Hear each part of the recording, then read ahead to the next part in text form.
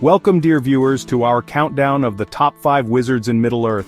Prepare yourselves to delve into the rich history of these mystical beings who, with a flick of their staffs and a whisper of ancient words, shaped the very destiny of Tolkien's world. From the serene valleys of Rivendell to the fiery heart of Mount Doom, these wizards have left an indelible mark on Middle-earth. Their stories are filled with bravery, treachery, wisdom, and magic, each one a testament to the enduring power of Tolkien's imagination. So, gather round, friends, and allow me to guide you through this enchanting journey as we explore the lives, the triumphs, and the follies of these 5 powerful wizards. Ah, Gandalf, a name that echoes through the ages, a beacon of hope in times of darkness. You first encountered him perhaps amidst the rolling hills of the Shire, a twinkle in his eye and a puff from his pipe. He seemed but a humble wizard then, full of mirth and fireworks.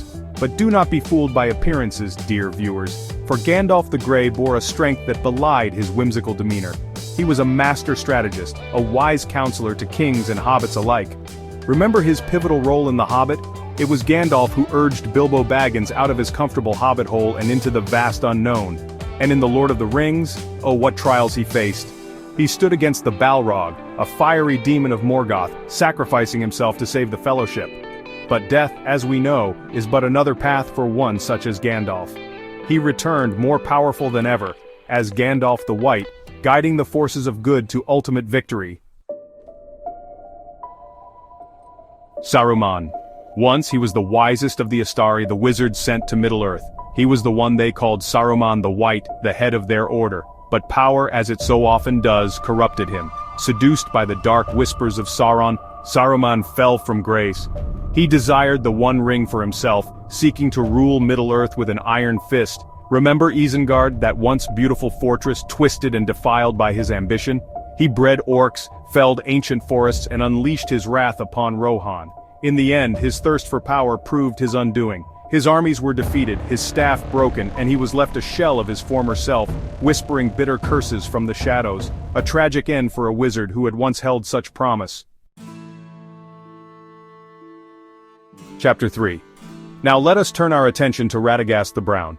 Unlike his brethren, Radagast was a solitary soul, deeply connected to the natural world.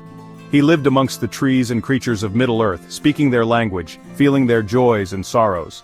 Some may underestimate Radagast, considering him an eccentric hermit, but he played a crucial role, particularly in The Hobbit.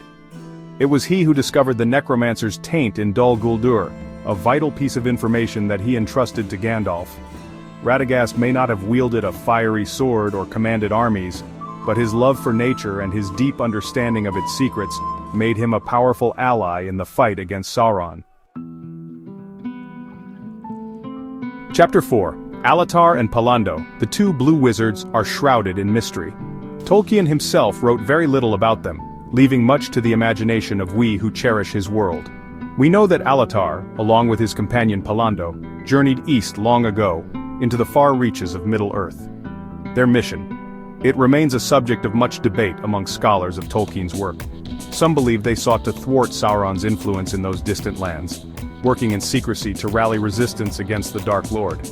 Others speculate that they became lost, perhaps even succumbing to the temptations of power themselves. Alas, their true fate remains a mystery, lost to the mists of time. Chapter 5.